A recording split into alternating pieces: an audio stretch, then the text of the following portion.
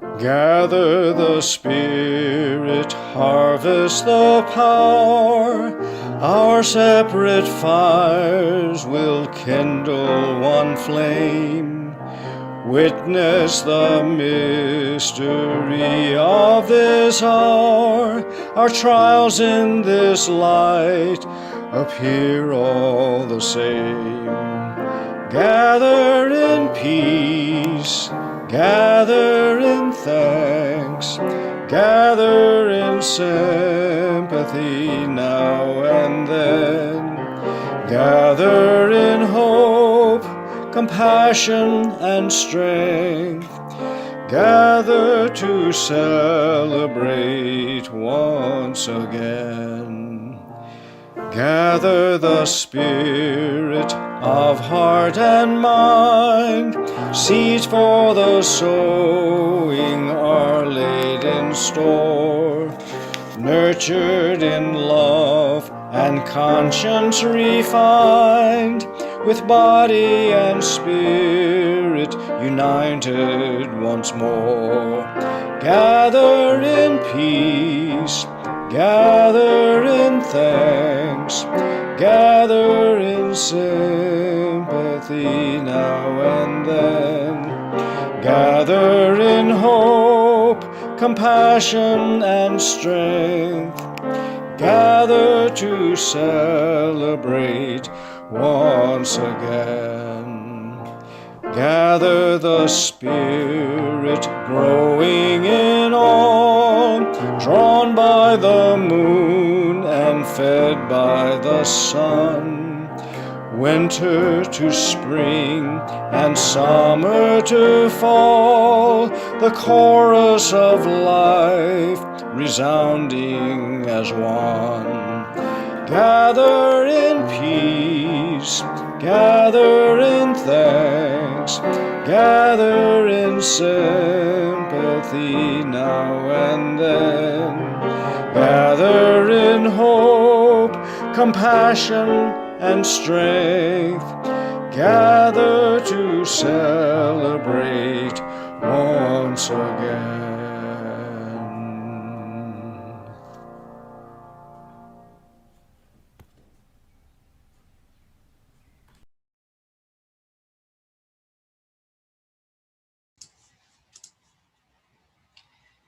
Welcome to the Unitarian Universalist Congregation of Hillsborough online worship service.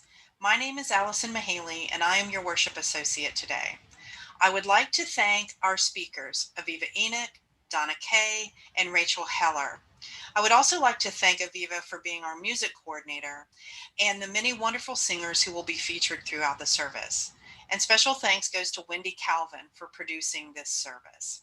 Most of all, I would like to thank all of you, our virtual audience, for joining us today. Before we get started, I would like to make a few announcements. With the holidays coming up, we have several special events on the calendar. Please be sure to check your e-news each week for what is coming up. Additionally, we have instituted a new online giving service called Kindred. The link is available on our website at uuchnc.org.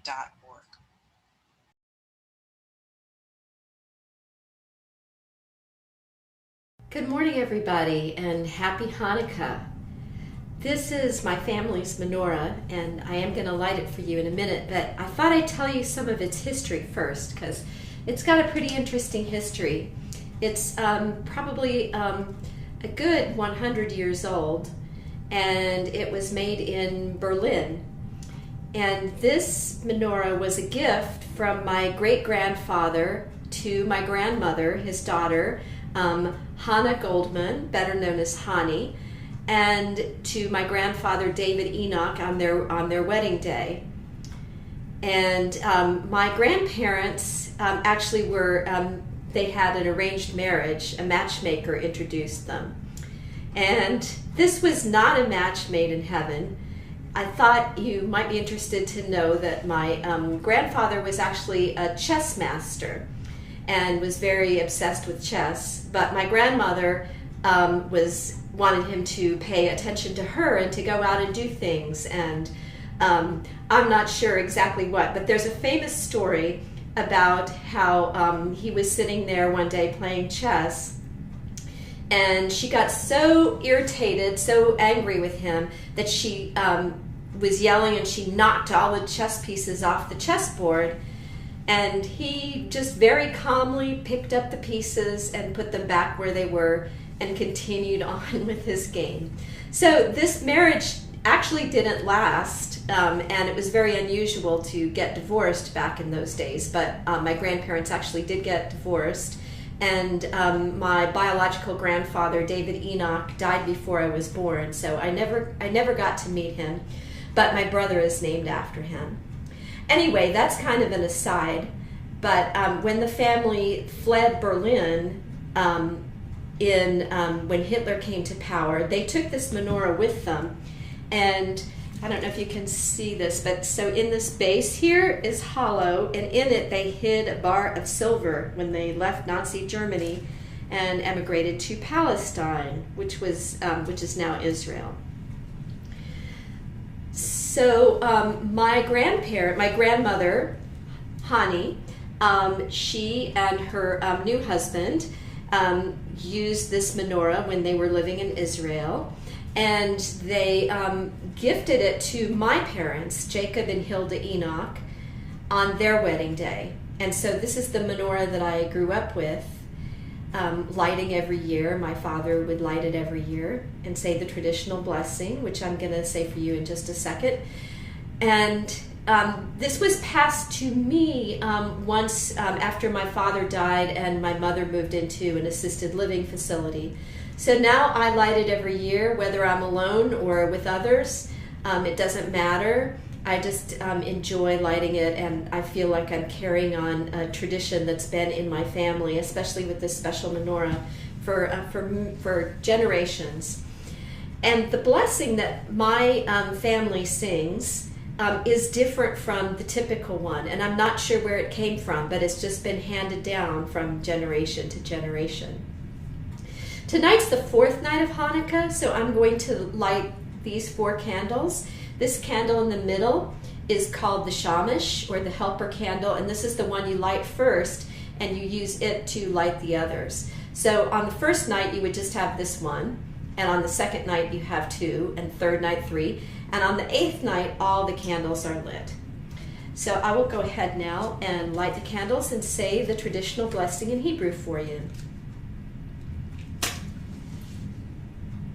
Baruch atah Adonai Eloheinu melech haolam asher kitshanu b'mitzvotav v'tzivanu lahadlik ner shel Hanukkah.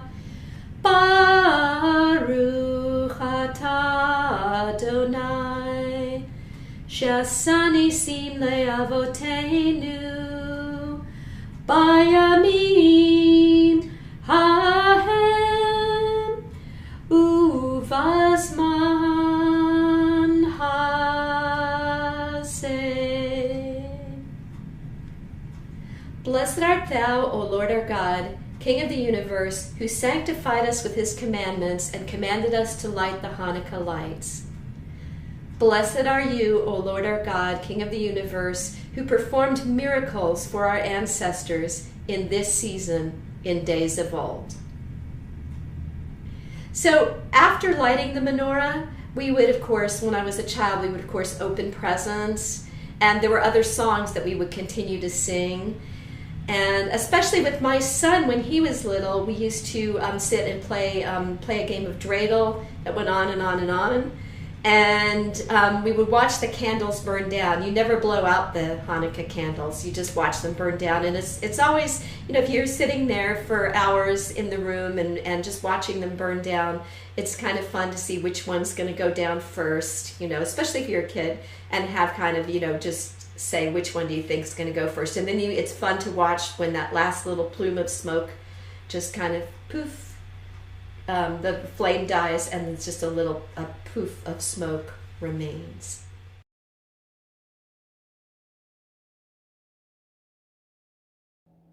The Heart of Our Faith by Monica Jacobson Tennyson.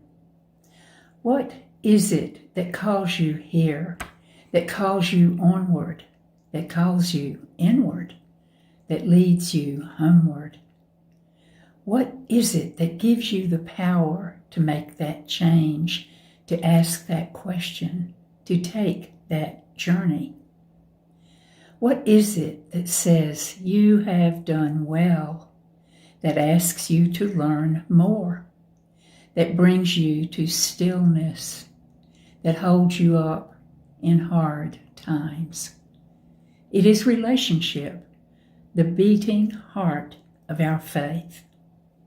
It begins when we share this hour, our truths, this air, our hearts. Come, let us worship together.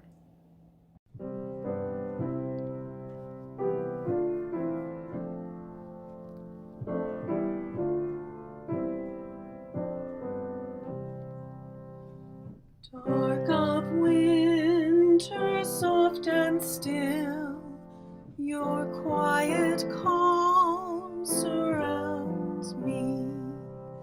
Let my thoughts go where they will, ease my mind profoundly, and then my soul will sing a song, a blessed song of love eternal. Gentle darkness, soft and still, bring your quiet to me. Darkness, soothe my weary eyes, that I may see more clearly. When my heart with sorrow cries, comfort and caress me, and then my soul may hear a voice, a still small voice of love eternal. Darkness, when my fears arise, let your peace flow through me.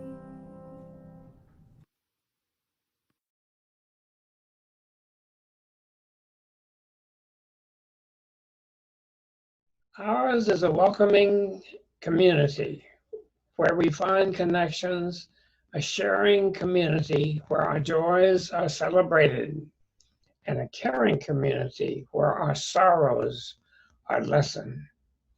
Each Sunday, we take a moment to share and reflect on the special happenings that have occurred during the week in our lives.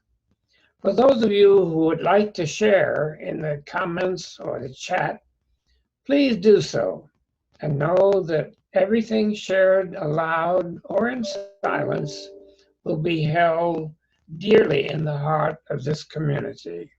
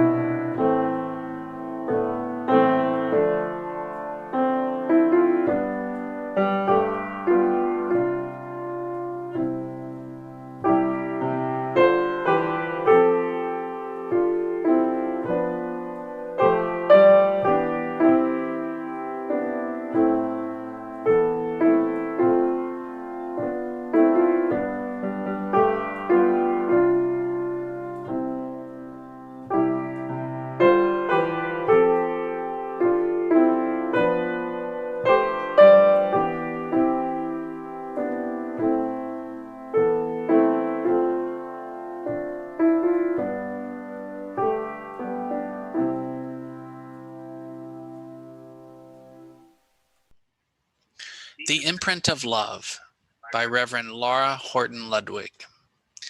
Spirit of life and love, light within and without, mystery from which we have all emerged, within which we live and die. Be with us now as we allow ourselves to drop into the silence and stillness at the center of our being. As people of faith, we seek to live in the spirit of love, a spirit of community, justice, and peace. And yet, in so many corners of the world, both far and near, we see divisiveness and hate. If we look deep within ourselves, perhaps we will even find those shadow energies there too. We struggle to respond to the outer world and our inner dramas in ways that manifest love. At times, we may fear that love will not be strong enough. At times, we may question whether love really is at the root of all things.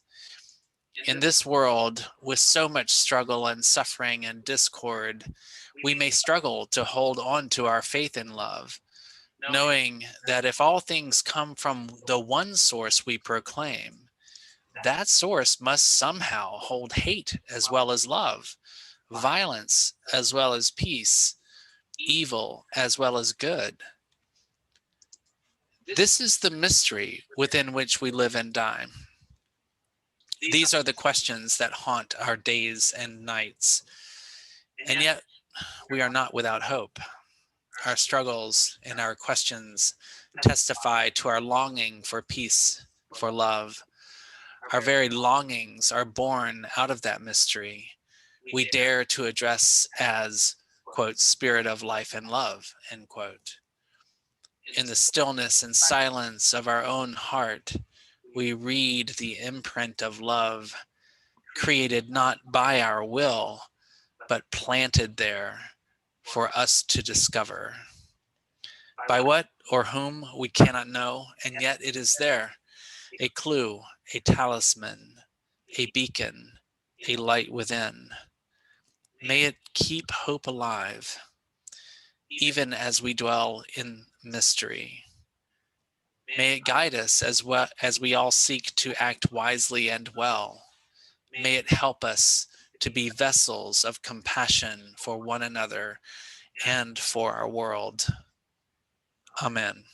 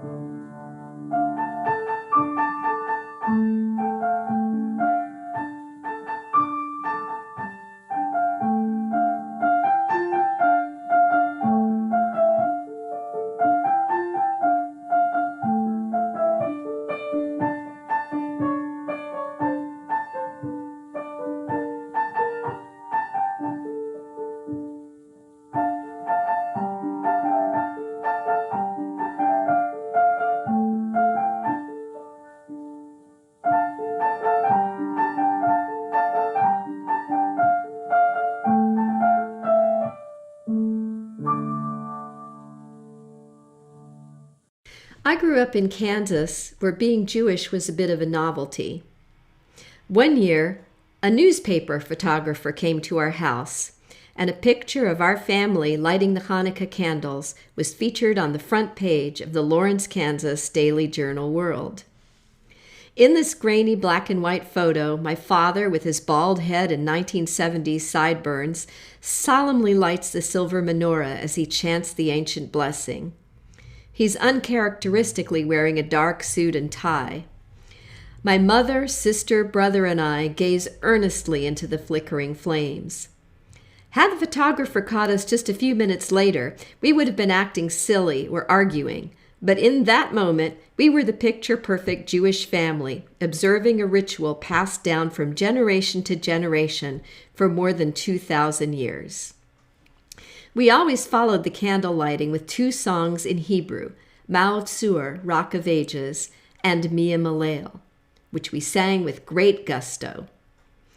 These songs tell of the heroic deeds of our ancestors in days of old. In 168 BC, Syrian Greek soldiers took over the Jewish synagogue and tried to force the Jewish people to give up their religion of one God, bow down to a statue of Zeus, and to participate in animal sacrifices. Some did it simply because they were afraid of what would happen to them if they didn't. But a brave band of brothers, known as the Maccabees, led a rebellion against the powerful Greek army, hiding in the hills and using their knowledge of the terrain to attack by surprise and defeat this much larger foe.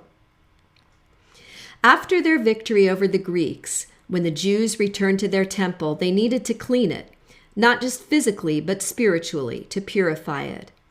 They had to rekindle the eternal light, which is supposed to be burning always.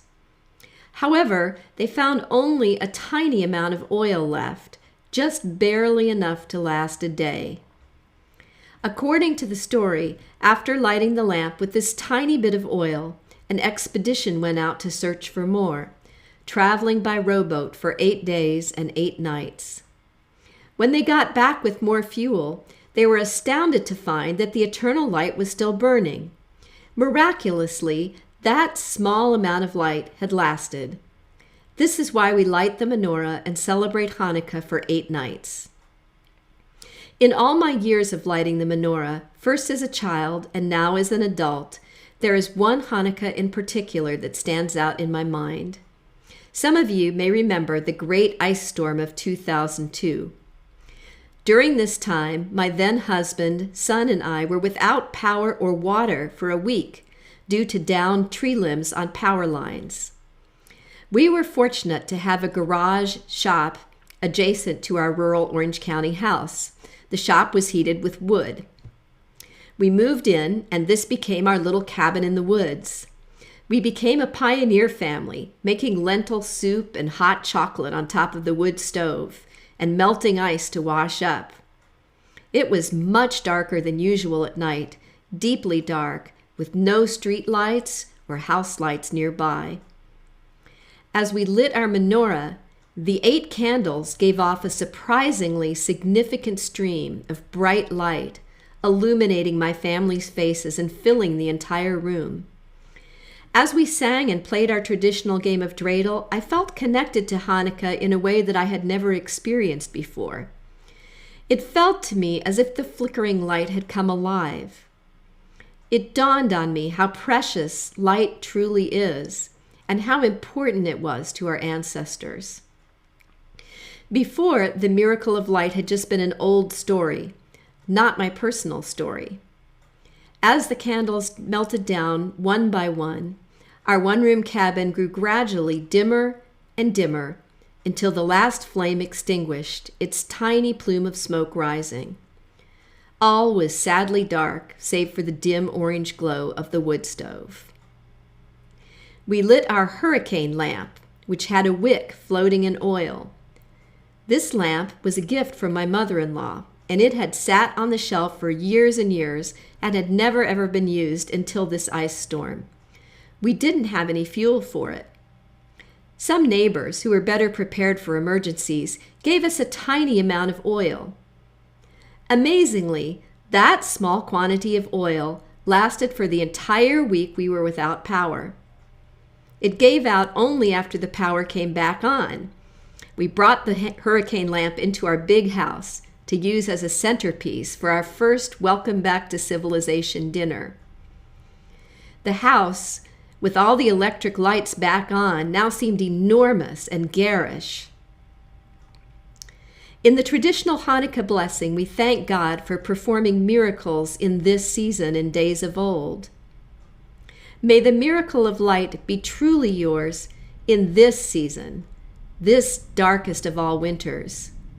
And in this deepest darkness, may we truly experience the light and the love around us, and may our hope shine brighter than ever before. Hi, my name is Donna Kay, and let me just say Happy Hanukkah and tell you a little bit about me and my connection to social justice as a Jew. So I grew up in New York, which was a very Jewish community. And I really didn't think much about what it meant to be Jewish. It was just part of the culture. In 1989, I moved to North Carolina to Chapel Hill for a better quality of life. I remember in those first several years, I really felt like an outsider. During this time, I could not find any Hanukkah paper, no decent bagel. I remember the first few Christmas parties where one of the people would say a blessing in the name of Jesus Christ, our Lord and Savior, before we ate. And this was in a workplace. And my son in first grade was told that if he didn't believe in Jesus, he could not believe in God, and that he would go to hell. So I think being Jewish is about knowing what it's like to be an outsider, to be the other. And I think that feeling of empathy is what bonds many Jews to social justice work. There is repeated stories in the Bible telling Jews that they were once a stranger in a strange land, and for them to welcome the stranger. So while I grew up culturally Jewish, we were not very observant. We marked holidays like Hanukkah without really understanding them. And by the way, for Jews, Hanukkah is really a minor holiday and really got its broader recognition to, I think, try to not be overwhelmed by Christmas. I chose to explore Judaism in college and became more interested in understanding it. And when I moved to Chapel Hill in 1989, I became a member of Judea Reform congregation, where social justice is really a foundational pillar, something called Tikkun Olam, which means to heal the world. And I got involved in Jewish peace organizations and many other activities with the Social Action Committee. For me, the kind of guiding aphorisms that ground my Jewish faith in my social justice work, one is from Rabbi Hillel that says, if I am not for myself, who will be for me? And if I am only for myself, what am I? The other one from Pirkei Avot, which is a compilation of ethical rabbinic teaching, says that you are not expected to complete the work. Neither may you cease from doing your part. And I think this balanced approach to social justice, to caring for yourself while trying to care for others in the world, really speaks to me. So that's a little bit about me and my sense of Jewish connection and a sense of social justice, and I guess during this time of Hanukkah. So may you have much light in this year and especially in the next year. Hi, I'm Rachel Heller, and I'd like to wish everyone a happy Hanukkah. And I'm Jewish by birth on both sides. Being Jewish has always been a given for me in my life. I never thought about being anything different. And my parents did take us to synagogue when I was young. We moved around a little bit, but until I was 9 years old, I was involved with synagogue life and attended religious school, which we used to call Sunday school. Mostly it was Reform Judaism.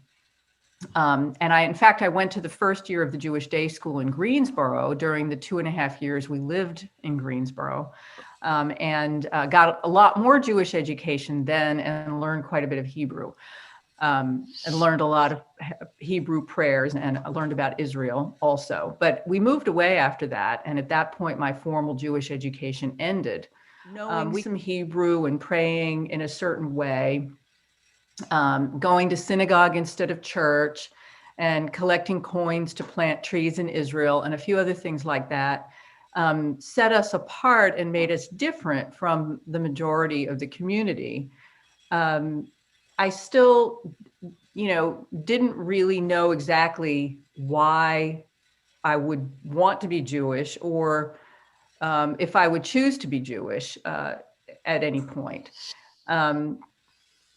So what is it besides a culture, or what is it besides a club, or, to be a member of something? I don't think, as I grew closer to adulthood, I really would not, I don't think, have stuck with Judaism at all if it was just presented the way I've heard it presented by some people as, you're Jewish because you're Jewish, you don't have to go to synagogue. You don't really have to do anything, but make sure you only marry a Jewish person because it's so important. I remember feeling that was awfully inconsistent. If the religion part didn't matter, then why should any of it matter? And yet I didn't really feel tuned into the literal religious aspects. I questioned the existence of God. And I certainly didn't believe in the literal translation of Torah or commandments or anything like that exactly. So what did Judaism really mean to me as I got older? I think that my mother really plays a large part in what Judaism has come to mean in my life. And I think I came to that realization as I got to be in my 20s. She isn't a very religious woman. And she doesn't use the term herself, but what she practices is tikkun olam, which is repair of a broken world. And the concept of tikkun olam has to do with the idea that it is really our duty, everyone's duty, to do what we can, small or large, as we see it, and as we come to it, do whatever we can to repair the world or make it a better place.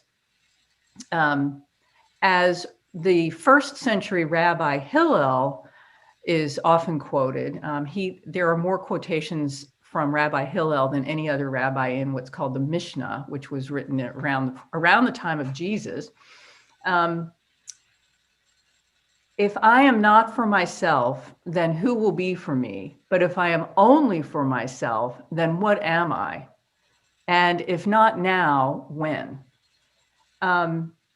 While Rabbi Hillel's words aren't sacred texts, many Jews of today, especially Reform Jews, try to live by those. So as far as my mom, as I got to be an adult, I realized that I had this memory of when we lived in Greensboro, and I asked her about it. And this is what it was. In 1970 in Greensboro, Black kids had no place to swim. We were members of a private swim club. There were people, of course, who had pools at their homes, but there were other private clubs, and I guess they were all white. And so Black kids didn't really have any place to swim. Well, my mother had been a swimming instructor and camp counselor years before, was a very good swimmer, and she helped to organize what was called the Local Council of Jewish Women, who were really upset when they found out that Black kids didn't have any place to swim and didn't know how to swim, most of them. And they organized visits for these kids to the homes of different Jewish families that had pools. And my mother taught these kids how to swim. So I do remember being put in the car with my younger sister several days a week for a summer and being taken to these places. I didn't really understand exactly why we were doing this, but these kids got swimming lessons and we splashed around in the pool with them and played with some of the kids and went home. And what they were doing, these women were putting into practice their vision of what Judaism could be and what it could bring to the world, which is you see an injustice and you do something about it and do some good in the world. I realized I kind of came to understand that later on. I think to my mother, it wasn't really that big a deal. I mean, of course, this was a great idea. Let's do it. So they did. I learned by this and other examples that it wasn't enough to just observe other people's struggles or even complain about injustice. We have a responsibility to do something about it if we're able to take action. Well, this is different than a religion where you're just following rules and commandments, and speaks much more deeply to me. And I think the idea of living by tikkun olam has been what's kept me connected to Judaism. Moving to the Durham area in the early 1990s, which coincided with being a young parent. Our first child was about 2 years old then. I made the choice to join Judeo Reform Synagogue, in part so as not to feel like an isolated minority person in an area that had not very many Jews, but also to find a community of people who cared about some of the same things that I did. And so we really did find that at Judea Reform, where living out the concept of tikkun olam is strongly encouraged. And there's a really wonderful cadre of people in all kinds of different committees. We have a caring community group that helps everybody who's in distress, who's within the congregation. There's a whole social action committee.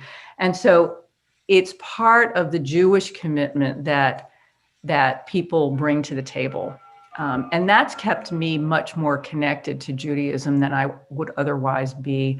I've seen people who were born and raised Jewish, but who fell away completely because the religious commandments themselves, the kosher laws, the 613 commandments that you're really supposed to follow, that literally in the Torah, or the concept of being an Orthodox Jew does not appeal. And so they fall away because maybe they don't see the alternative. But for me, I continue with Judaism in part because, or mainly because, it's so connected to social justice and tikkun olam, and just trying to do my best to live that out. I've tried to raise my kids with that same idea in mind. Really, as I see them growing up, they're in their, well, my older child is over 30, and she's actually a civil rights lawyer and social justice lawyer. And my younger one is still in graduate school, but definitely has a lot of similar viewpoints. And they'll be useful people feeling like they can do some good in the world. As young adults, I think they've fallen away from the Jewish part more, but I had two at that age and before I had kids. So having Judaism as a foundation for this provided some structure, and being within the framework of Judea Reform congregation, I think continues to provide some structure, which I benefit from. It keeps me a little bit more organized with efforts to just do some good. Blessing in the Chaos by Jan Richardson. To all that is chaotic in you, let there come silence. Let there be a calming of the clamoring, a stilling of the voices that have laid their claim on you, that have made their home in you, that go with you even to the holy places, but will not let you rest, will not let you hear your life with wholeness, or feel the grace that fashioned you. Let what distracts you cease. Let what divides you cease. Let there come an end to what diminishes and demeans, and let depart all that keeps you in its cage. Let there be an opening into the quiet that lies beneath the chaos, where you find the peace you did not think possible, and see what shimmers within the storm.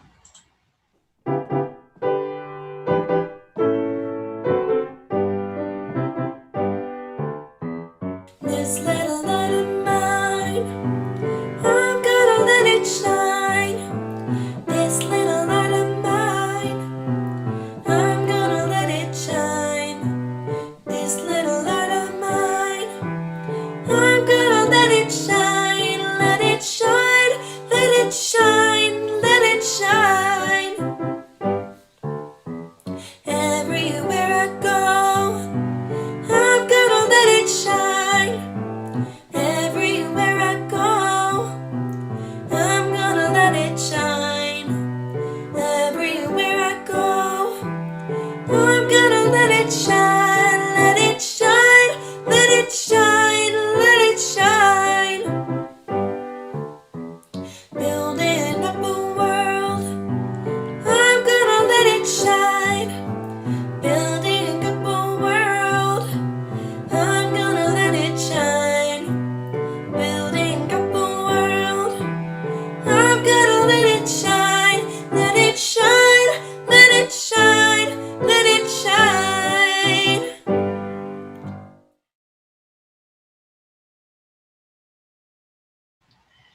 We extinguish this flame, but not the spark of joy in our worship, the fire of our commitment, or the warmth of community. Blessed be my friends, until we meet again. Shalom, Chaverim, Shalom.